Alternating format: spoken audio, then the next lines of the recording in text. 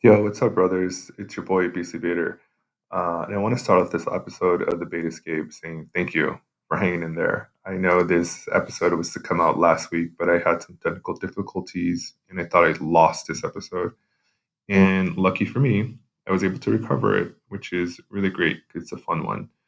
Um, I also want to wish you a happy Thanksgiving. It's coming up really quickly. And as you know, 2020 hasn't been the best year for any of us. And I feel like we ought to take this time to really be thankful and grateful for all the wonderful things that we do have. And one of the things that I'm most grateful for is all of you. So thank you for your continued support of this podcast, of any and all content that I send out to you all. I will continue to do this so long as I'm happy and so long as you are listening. So please enjoy the newest episode of the Bait Escape featuring the Kosher Pig from Twitter. Hey, what's up, brothers? This is Beastly Bader, and you are back in another episode of the Bait Escape podcast. And today, I have a very special guest with me, someone that I have history with. I want to give a really warm Bader Piggy morning to the Kosher Pig on Twitter.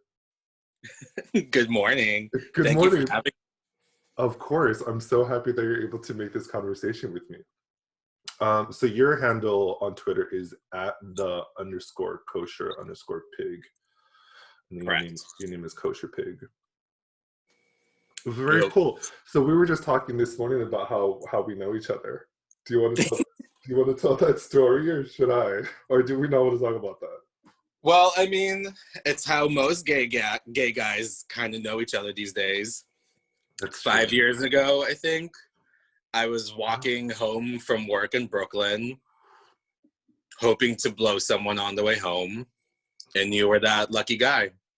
So lucky. It was good. It was so great. It was so funny how I feel like it's just like a full circle for me, because I moved back to LA and I was kind of getting into like the naked Twitter game, and then I believe I saw a video with you and oh god, I forgot his name. He's really popular. I think his name's Tony. Tony. Oh man, I think he's in Michigan. Zaddy problems. Yeah, the Daddy Problems. Yeah, I was following him and I was like being like social, and then I saw you and I was like, holy shit, that's that guy. And then I hit you up and I was like, hey, I have this video of you. And you're like, really? And he's like, you're like, show me. And I was like, yeah, here it is. And here we are now. I know. So where in America are you now currently? I am living and working socially distant from the world, basically, right outside Yosemite in California. I've never been to Yosemite. Is it beautiful? Do you like it up there? It's gorgeous, and it just snowed. We just got our first snowstorm, so everything is just like perfectly snow white. It's great. I feel like that's one of the things I miss about New York. Like when you would wake up when it first freshly snowed and it was like beautiful and white and gorgeous, and then I would leave work and it was just like brown slush everywhere. Oh yeah, no, in Brooklyn it was gross. Like after a day, the snow would just be nasty, and it's always in your way, and the subway. No, I mean like the first snow is great. Yeah. And you hate it. Yeah, then it's getting really cold and stuff. I mean, it's getting cold now, which is nice. I like it, but I feel like I'm more used to like California cold versus the fucking NYC cold was just like nuts. It gets to your bones. Do you miss NYC? No. Really? How long had you been in NYC before I knew you? Like before we met? Well, we met 5 years ago, 4 years ago. Oh man, I want to say that because I left NY like 2015,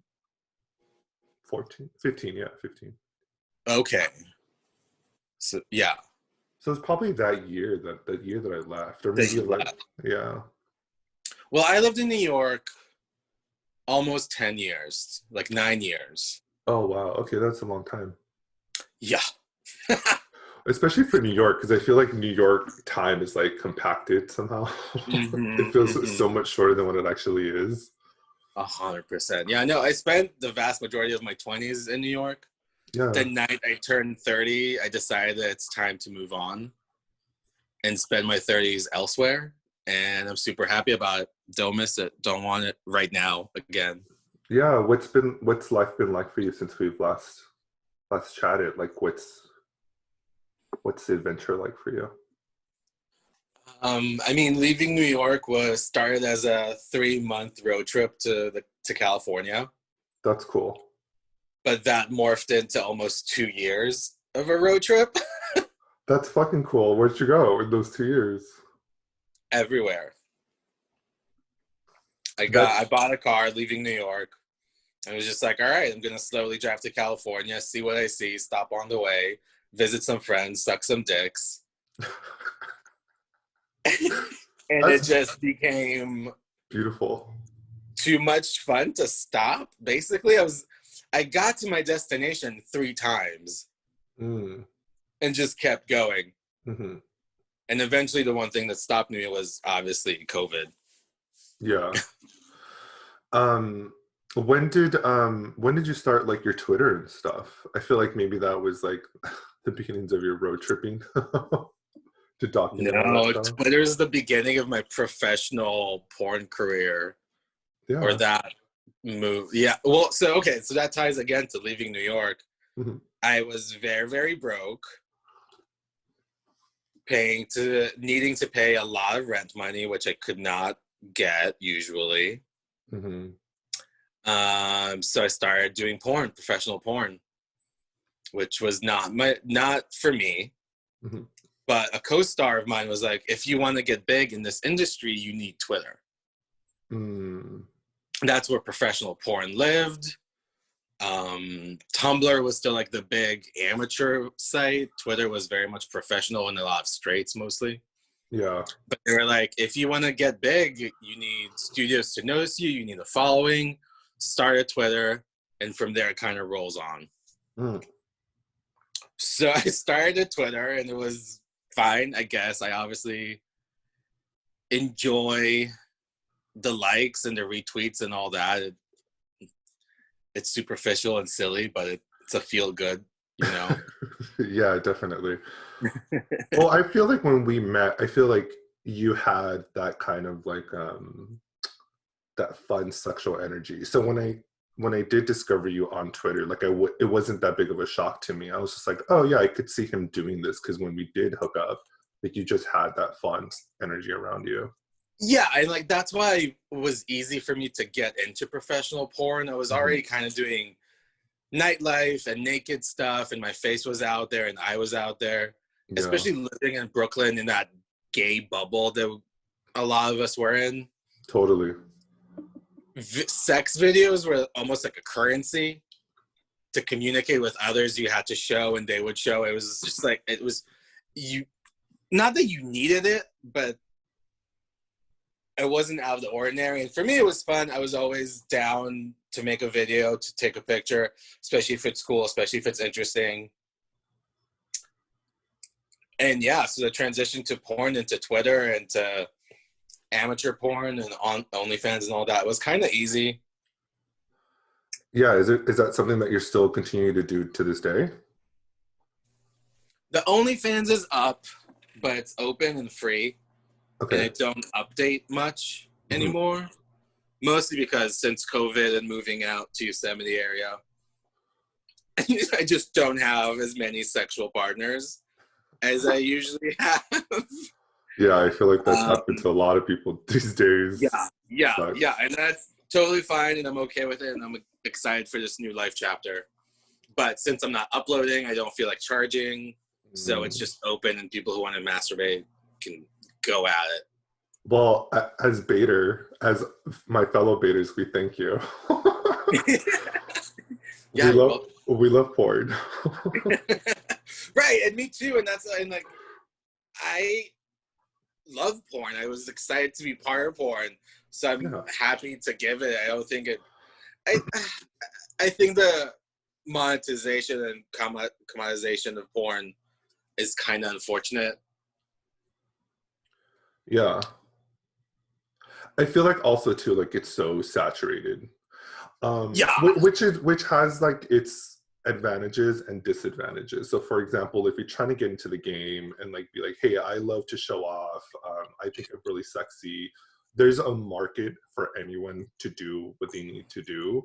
Just be forewarned that there's so much out there. Yes. And I know that when I first started doing it, I was just like, oh, like it took me a while to begin to understand, like, oh shit, like this is a lot. I don't know what I'm doing here. And so in the beginning, it was just kind of like, oh, let me just do this and get the attention and see what happens. Because I'd started a couple of Twitters before. Yeah. And then I did do an OnlyFans, and then I was like, you know what, I just can't keep up with this. It's like too much work. And I felt bad because I was charging people money and they were just expecting all this stuff. But I was like, I can only do it like once a week. So I was like, this isn't for me. That's the thing. It's a full-time gig for real. It definitely can be.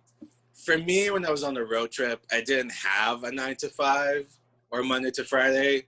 So like, all right, if I spend a couple hours every few days editing and uploading, worth it, you know? Yeah. Well, that's how I feel about social media now. Like I'm so busy because I have a 9 to 5. So on the weekends, I try to be like, hey, like here's as much content as I possibly can to satisfy like the entire week until I can do it again. So you kind of really have to plan it. It really is like a business. And the people that are really successful, like Zaddy Problems and like other people that have like so many K followers, you could tell they have like a niche for it. Like they're passionate. Well, yeah, you have to be inclined towards it and understand the beast. Yeah. But also, yeah, it's a business. Like I know a few guys who've quit their day jobs and are pulling like 10K off fan sites. And hey, like, that's great. That's the dream, you know? Yeah, you do you. Or it's a dream. That's true. It's a lucrative, fun dream. So like I tried to sell it. Like, listen, if you're sexy, if you feel sexy and you like to show off, and get on Twitter. But for me, I started to realize the benefits of Twitter when I started meeting more solo sexuals like all over the world. And that was where really the need came from. I was like, God, I feel so alone in my solo sexuality. And the people in the closest vicinity towards me in Los Angeles just really weren't getting it. And so I thought, where the fuck do I go? And so then I took to Twitter and social media. And I don't know why I waited so long. That's where everyone lives. Yeah. I mean, it really is like the money. Like that's why I'm always encouraging, like, bros, get online. Like social media is like the new made of people. Yeah, when you find your tribe online, it can be really nice and comforting and a source of just a great source to enjoy it. Yeah. Do you find like you meet a lot of people on there, like just making friends all over the world? Absolutely. Yeah, people who reach out, people who are nice, people who want to meet up. Because for me, back in the day, Twitter was, yes, a moneymaker with the OnlyFans and all that, but also a socializing aspect. And like, yeah, let's go back to Zaddy Problems in Detroit. I met him through Twitter. We just started chatting on Twitter. I told him I'm coming over to town. We met up. Yeah, we had sex. It was great sex. But we also spent like 3 or 4 hours just shooting the shit and chatting and smoking and having a good time. Yeah. And like a lot of people like that. Seattle Dad. Oh yeah, Seattle Dad. Like we have great friendships now that I'm super fortunate and happy to have, and that's all thanks to Twitter and just finding like-minded people on it. Because I feel like for me, the benefits of like Just for Fans and OnlyFans has been that essentially what you're doing is you're watching real people. Right? Like, so like when I was growing up, like I would watch studios like Chichi LaRue and Raging Stallion, and you have like it was kind of like this unobtainable like porn fantasy person that you were just like, oh, I can never be that, or I can never be like that. I can never talk to that. But then OnlyFans and Just for Fans came around and you're just like, yo, that's like the dude I went to high school with. Well, I mean, the nice thing about OnlyFans is that it has that. Unfortunately, I mean, everyone can have an OnlyFans, obviously. Big porn studio guys having their own OnlyFans, Just for Fans or whatever, to me, kind of took away from the point of this is a more amateur side. This is for what you were saying, like the guy you went to high school with. But I mean, everyone can choose what they go for, but it goes back to the oversaturation of it as well. Yeah, it's great that it exists so easily now. Yeah. And anyone who wants to take their dick out and make a buck off it can. Yeah, that's true. And it takes, you get, it gives you agency. Like, you take back your power. You're just like, hey, listen, like, I might not be like some buff, white, like blue, blonde-eyed, like muscle star, but I look like this, and this is valid. And here's my dick. Yeah, and that's how I always felt. Like, I'm not buff. I'm not the biggest. I'm not the hairiest. I'm not anything of the most. But hey, like, I was top 10 earnings in OnlyFans. Not that it means anything, obviously, but like, it can be done. But there's recognition. So what I'm trying to get, the point is that, like, you being visible in porn, like, that's like an advancement in porn amateur culture. Do you know what I'm saying? Like, we don't look like typical porn stars, but we're out here navigating this space, interacting with people, and having like a really sexy conversation. Do you take responsibility for trying to change that narrative in porn, or is it just something that you just love to do? I mean, yes and no. I don't want to take any position in it. I just want to do my thing, but I'm also aware that any action has a reaction. Sure. And obviously putting myself out there affects other people who see it. But I shy away from taking any responsibilities. I don't want that on my shoulders. I'm just here for a good time. But at the same time, if people contact me and have questions, I'm usually very happy to answer and help, stuff like that. But I don't want to take a big position in the community or the industry or anything like that. Yeah, that's fine. But I feel like, for me, and I'll speak for myself, like, not that I willingly took on the responsibility of being like, hey, like, I'm going to promote myself, and people like me can see me and find their own sexy way of communicating that to the world. But I'm curious to know, like, what those conversations are like with you. Like, when someone that looks like you contacts you and it's like, hey, thank you for showing up and showing out, because now I feel validated in my own sexiness. Do you find that empowering? Absolutely. It's a really good feeling. And that's one of the reasons I keep at the Twitter. Yeah. It is hard for me to keep the Twitter active. I'm not a fan of social media. I don't have other social medias. We weren't going to talk about that. No, I'm kidding. No, be real. But yeah, knowing that people not only enjoy what I create, but it helps them get through a day. It helps me get through my day as well, obviously. But the fact that people really do see themselves in it, and we can all feel a little bit better about ourselves, is great, and it's a good feeling. So I keep it. Yeah, because I feel like, as a viewer, when I see you, I'm just like, oh, that's so different. And what I'm trying to, and this has been a training process for me, because I feel like growing up and being saturated by like this muscle porn, like I've had to like unlearn I've had to unlearn all that stuff. So when I see people like you being like, and even like, on the topic zaddy problems, like he's always commenting about like his weight and his appearance, and I'm just like, bro, you're good. And so like I'm always trying to be like, we don't have to continuously talk about our appearance. Like, just the fact that we're showing up in this space is enough. Like, no, I'm not complaining about. But also when you turn on Twitter, you're again exposed to also to our bodies, but also to all the other bodies, and it's hard to shut off. Sure, and it is. The algorithm sucks. I know. And seeing what everyone else likes is sometimes super annoying. So yeah, it goes hand in hand. Like, I try to curate my feed to be more body positive and more inclusive and what I want to see. Yeah. But somehow it seeps through. I think also too, like unconsciously, it was a need. Like I was just like, you know what, like going through porn one day, and I was like, well, what the fuck? Like, there's no one out here that really looks like me. And I was like, okay, well then fucking be proactive about it, and like show up, right? Yeah. Yeah. So What you like, send out to the world comes back at you, you know? yeah, and that's and I felt like that too. And when I first started it, I've had this conversation before. Like I felt like I was missing them. Well, it was fun in the beginning, and then like a couple of months into it, I was like, I feel like I'm really missing the mark here. And it wasn't like I wasn't communicating effectively what I was trying to show out to the world, and so I really had to quickly change the narrative of what my social media and branding could be or what it was.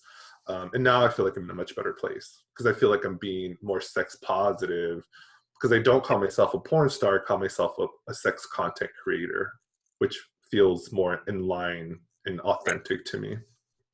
Yeah, no, and you're using your social media as a tool to get out Yes. there and put your voice out there. And like this podcast is a great example of what you can promote through social media.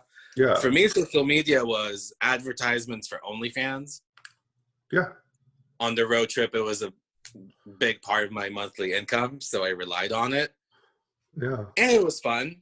Yeah. And now, in the last year with COVID and all that, I'm kind of lost with what I want to do with my Twitter.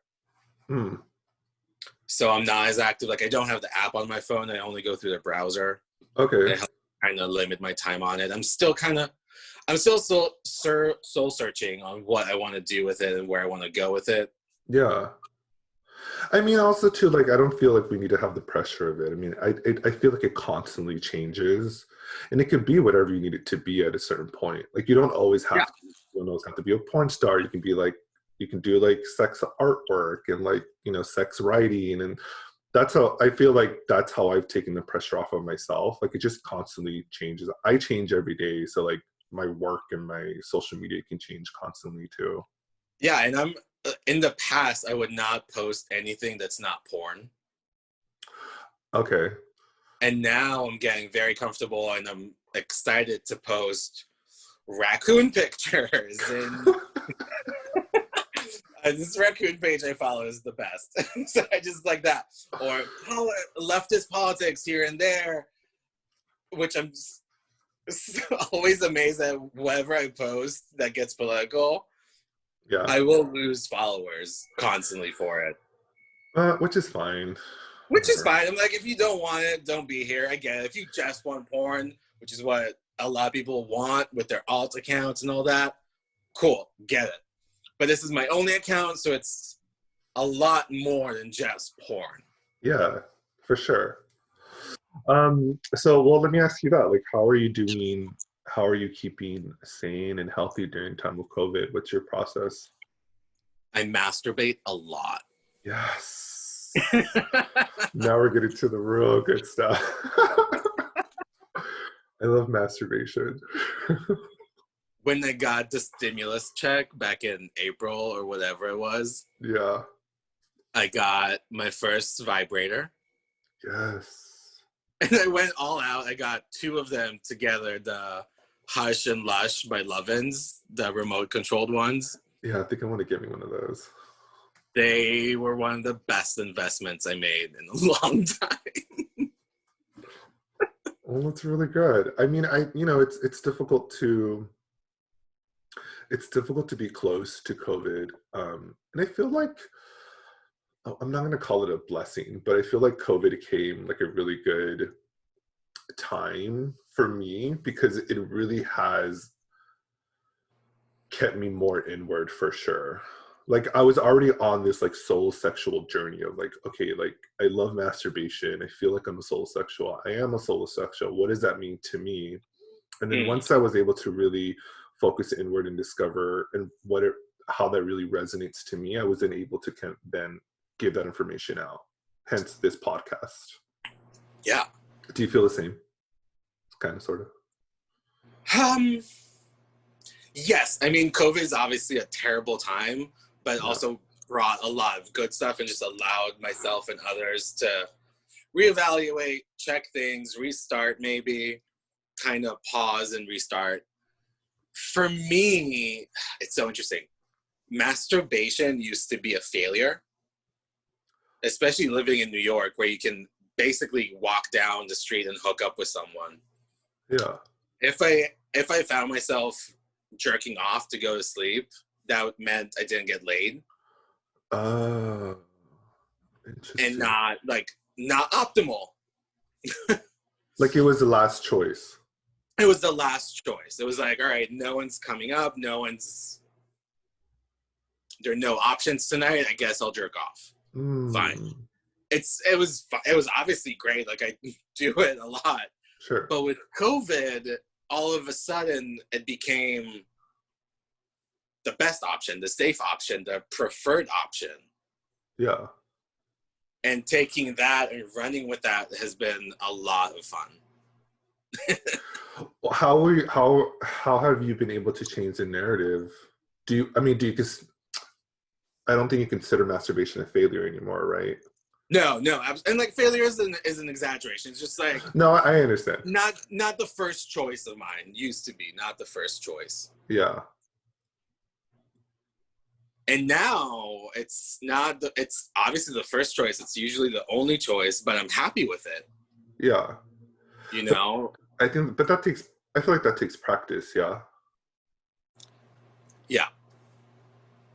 And practice. I think. Yeah. just playing with your dick. It feels good. And especially now it's safe. I still get anxious sometimes when I'm around people. These days, if they're not wearing a mask or they're being stupid, and people I don't necessarily trust their judgments. So just playing with myself or playing with friends who control the vibrator in my butt, or just video chatting with someone, popper baiting. Like it's all just a lot of fun. And I live out in the country, rural. Yeah. So, and there's no bars, there's no restaurants, there's no big adventures to go on in the evening here. Yeah. So yeah, why not jerk off for 2 hours?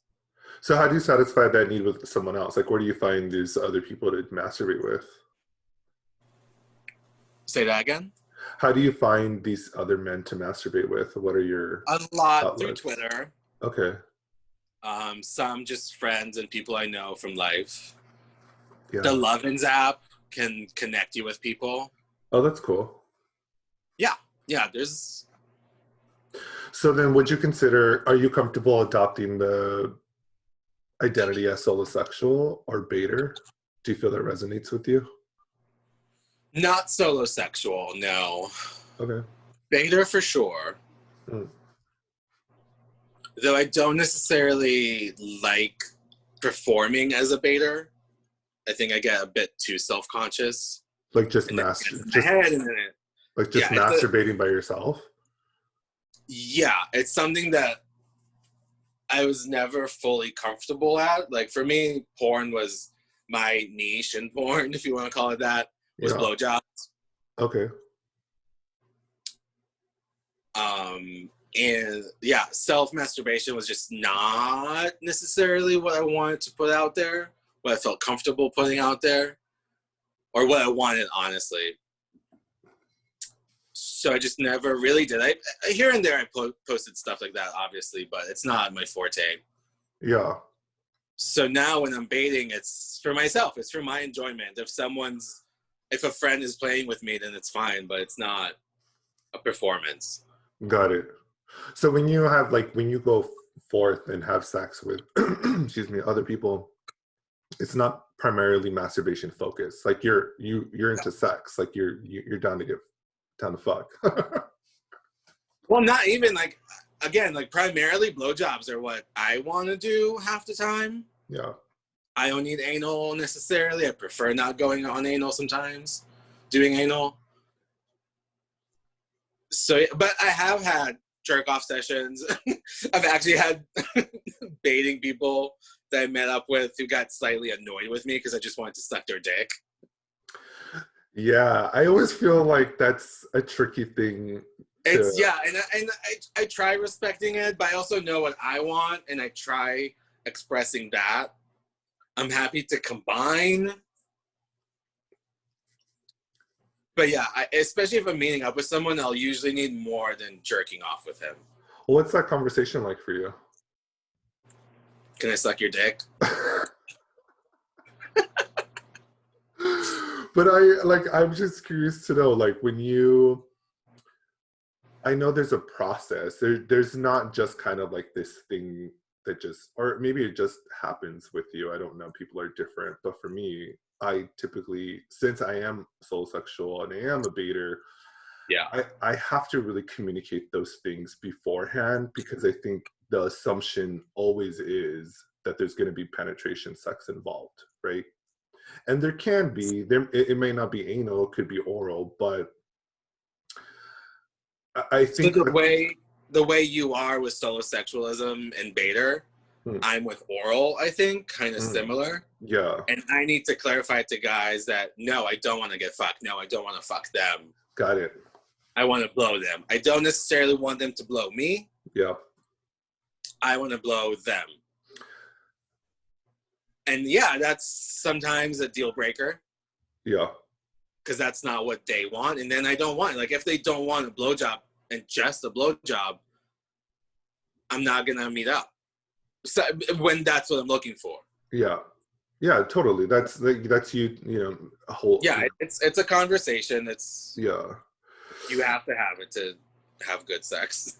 Well, yeah, the reason I bring it up because it's so different for solosexuals and baiters, since our primary form of sex is masturbation, is that we really have to really begin to have these conversations, because we're not into penetrative sex. Right. It's a And whole so, other almost. but it's a skill that we have to Spectrum. learn. Yeah, so it's an additional skill we have to learn. And I get a lot of like soul sexual and bait brothers saying, oh God, it's so difficult. Like, I can't find anyone. Like, people always want to do these things that I don't want to do. And that's why I'm always asking, like, well, what are you talking about? Like, what are the questions are you asking? What's the conversation being had? Because it's different for us. You might not want it to be, but it is, because now we have to really share who we are and have that conversation and make sure that the other person is on board with that before anything engages. Because then if they're not, it's an opportunity for people to get disappointed and let down, which is what we don't want to do. Right. It's always we want to be as sex positive as possible. right, and not to kink shame and not to say like, oh, that's gross or not. It's just like, some things are for me, some things are not for me, especially at the moment. I don't always want everything. Yeah. But I think COVID times are definitely kind of easier for solosexuals. Totally. Absolutely. And I've started to go down that route of just, enjoying sex with myself and being satisfied with that. And it's been great. What have you learned? Have you learned a lot about yourself through masturbation and like having this solo sex? Yeah, the more you explore and the more you play with yourself, and like back in the day when jerking off was a failure to me, I jerked off in a couple minutes just to come and go to sleep. But now it's ongoing. The motivation is just to have fun. I play with my body a lot more, not just my dick. Yeah. And it's just been a lot more fun. And I think for solosexuals, you guys can teach us these days a lot more. No, that's great that you say that, because I think it's so important for people or solosexuals and masturbators to really understand that concept of like self-sex and self-exploration. Like you said, like it was just this thing that you used to do just to get off and go to sleep. But now that you have all this time and you're not able to really engage with other people, now you're bringing all this really good attention to yourself and to your body. Like I've definitely learned so much about myself. I just wrote an article about this new breathing exercise that I learned in sex coach training. And I do it in front of my mirror. Like I do it, I will do it butt ass naked, and I will look at every fucking thing about my body, and I will learn. Like I make it a point to sit here and say to myself, you will not leave this space and you will not stop looking at yourself until you are fully aroused and into your body and into yourself. And I think baiters are just like, oh, it's just naturally going to happen. But if you don't put in the work, it doesn't work. Yeah. So I'm always trying to stress that point to people, like, hey, this didn't come naturally for me either. This has been a learning process, and we're learning together. And here I am offering information in hopes that it's positive and you can change it and put into your life. But you got to put in the time, man. Gotta put in the time. True. It's true. Because if I don't know, it's totally worth it. I think it's worth it. Yeah, invest in yourself. Because I feel like growing up, like I always just felt, I just feel like it wasn't sexy, and I was having to go out there and like gain people's fucking validations of like, oh, like but you are sexy, and it's like those things would never come. Those things were few and far between, you know. And in the time that I had to wait for someone to fucking validate my sex, I could be doing that shit like all fucking night. You know what I'm saying? And it's so funny how all of our insecurities are so ill-informed. Like, to those who don't know, you have a larger penis. Yes. And to me, that's always like, oh, yeah, like, he's got it. Like, he doesn't need necessarily the muscle body, you know? But, and so to me, that was always an inadequacy or something I was self-conscious about, just being average. Mm. But hearing other people who have big dicks or great bodies or whatever, and they're insecure about other things, it's just a good perspective to life that we all have something that we're not 100% with. But what's your masturbation practice like? I ask that question because I always tell brothers, practice. Like it really is like someone on Snapchat snapped me the other day and was just like, I metabate myself. Isn't that so clever? Yeah. Do you metabate? I don't know. It really depends. I mean, again, sometimes it's just something to do as a wake up ritual or go to sleep ritual, and then it's not too involved. Often these days it's a come back home from work, relax, and get into it. And sometimes it's with a vibrator, sometimes it's with a jerk sleeve, sometimes it's with nothing, just myself. So do you do it daily? Yeah. Twice. 3 times. Yeah. Nice. A normal day is when I wake up and in the night. Okay. Yeah, that seems. It's a day off where I'm not working, it can be 3, 4, 5 times. Yeah. Is it fully immersive, or is it just like whip out your dick and get it done? Each time's a different story. Depends on your sometimes it can just be like scrolling through Twitter, I'll get horny from a video and start jerking off. I'll come or I won't come. But if I'm like fully at it, it's fun. Yeah. The intent is just to enjoy myself, enjoy my dick, enjoy porn, see what's new. Yeah, no, that's so sexy. And I feel like I do the same too. Like I like the last couple of weeks have been pretty hard. I was dealing with some bullshit, and I literally could not masturbate. I was just like, I'm just done. Like I can't do this. And then when I came back to it, I was just like, holy fuck. Yeah, and when you find like, for me, one of the funnest things when I go on like a big jerk off session is popper baiting. Yeah, I love popper baiting. And like with good poppers and good weed, if you have DMT at home and you know how to enjoy it, I highly recommend that combo. Wait, what is it? The DMT? DMT. What's that? It's a hallucinogenic, but a really mild one that lasts a couple minutes. Oh, nice. If you've heard of like licking the frog and stuff like that. Yeah, we'll talk later. Yeah, and it's just like, it's fun. a good time. It's Yeah, no, it is fun. But I think the reason I'm asking because I really want like bros to know like it can be like a really fun, full, immersive experience. Like it shouldn't just. I mean, it could be like whatever, like you said, like it could be like this thing where you get horny, you just whip it it out, can and should jerk be off. whatever you want it to be. And Yeah, sometimes you just want to get off, and sometimes you don't want to get off, and you can keep going.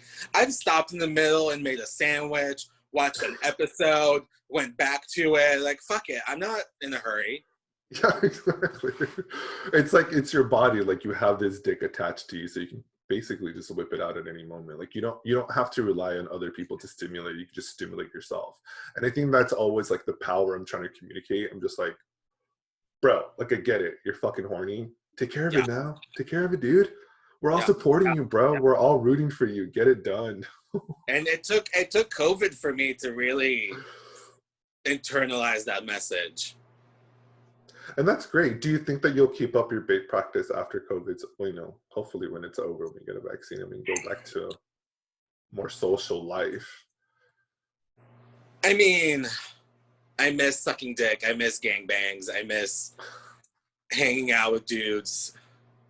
But I don't think I'll ever look at jerking off as the last resort or something that I need to refrain from to stay horny or to have a bigger load when I meet a dude, you know? Yeah.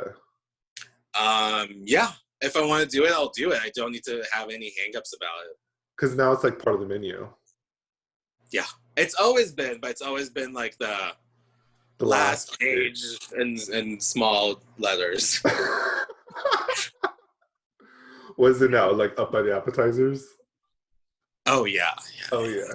Fuck yeah. It's like before the appetizers, it's the drinks you get at the beginning.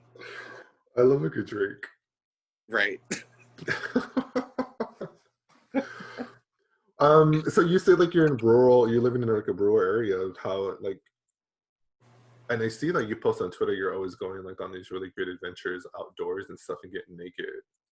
Do you love that? I love it. That's something that I want to start to explore. I don't really do that enough. Like I don't really masturbate in public and in nature, and it's something that I really, really want to get into. Yeah, I like it a lot. Why? What's that feeling like for you? It really combines two of my favorite things, which are the great outdoors and sex. That's it. Yeah, I mean it's that simple, really. Like obviously the thrill of maybe getting caught and that is a part to it. Not really to me. It's not that big a deal.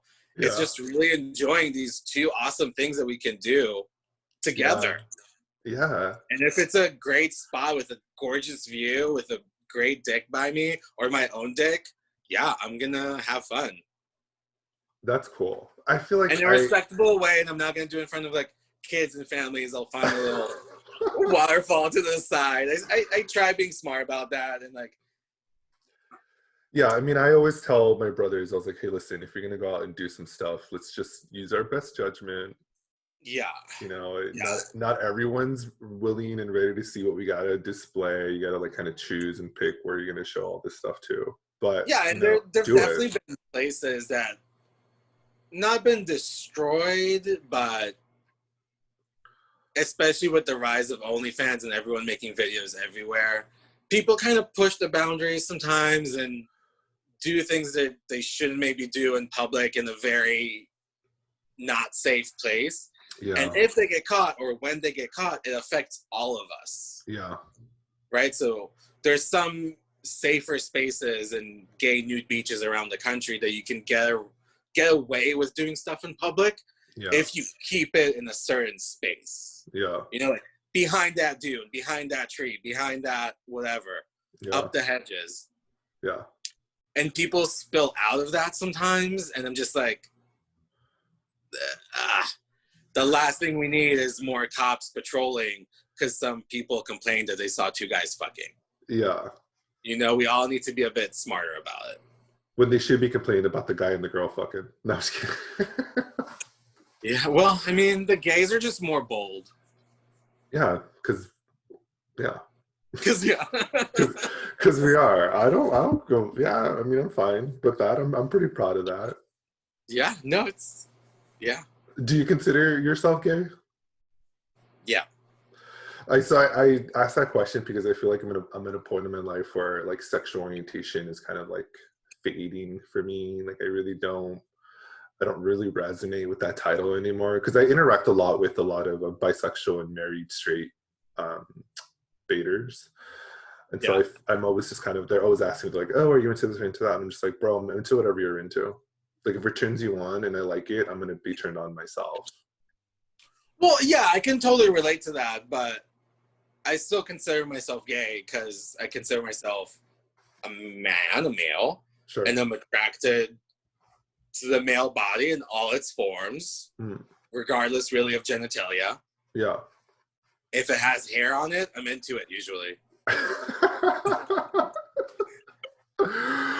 Yeah, I hear that.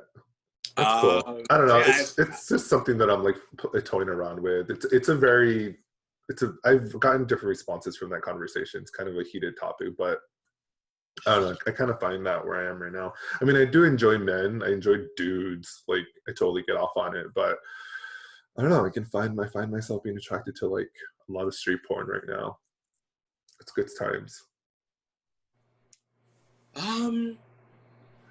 I mean, like, if the dick in the straight porn is good, I'll do it, but I'll You be ain't there for the dude, you know? You ain't looking at the chick.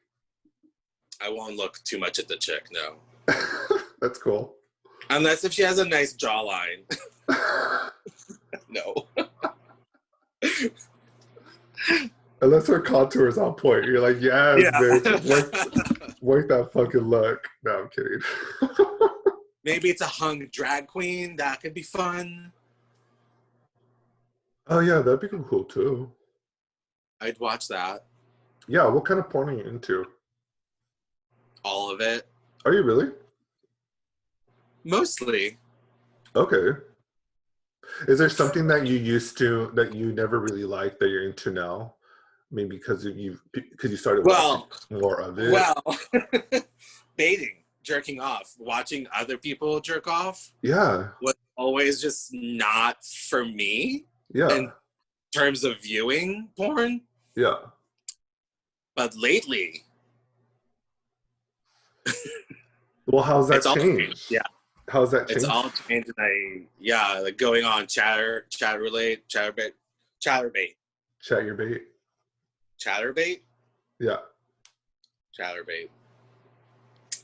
Yeah, and just watching guys stroke or hang out. Watching videos that concentrate on that more. It's been interesting. Yeah.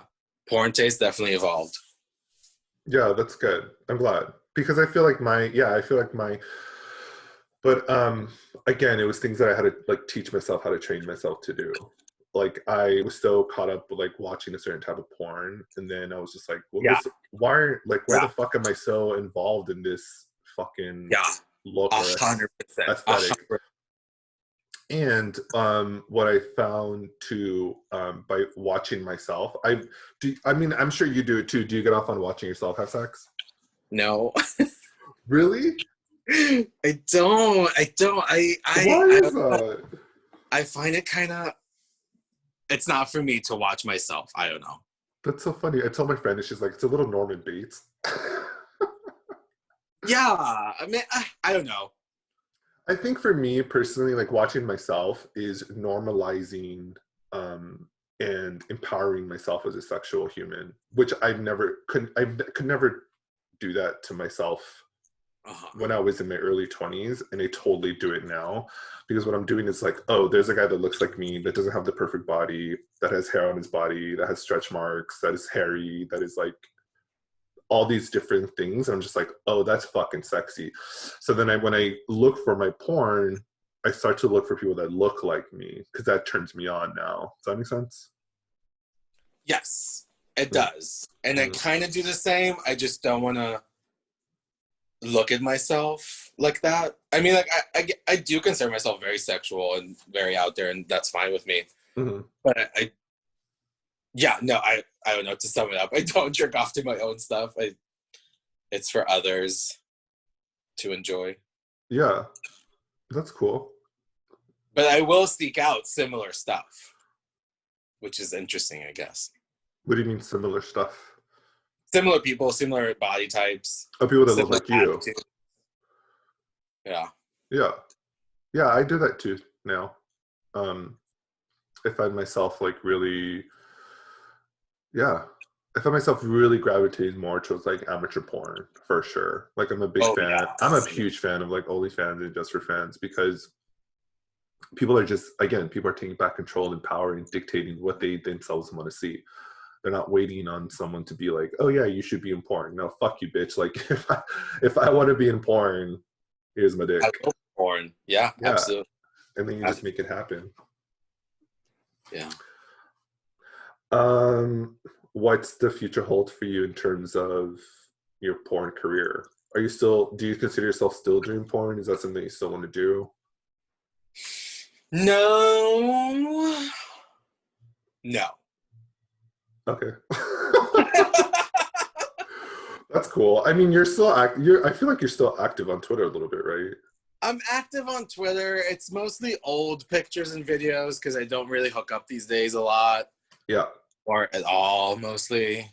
Would you be inclined to like show off just your solo sex? I think people would really be interested in seeing that. That could be hot.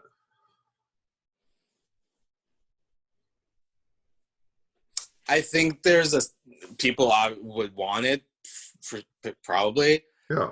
For me, and that's the problem why I don't want to continue going on with porn too much, is that the pressure of a camera or showing off and thinking about it is sometimes not worth it for me. Yeah. So I'm kind of trying to separate that from my sex life these days, and not everything needs to be recorded and not everything needs to be put out there. Because the pressure that comes with it, I find to not be the most healthy for me sometimes.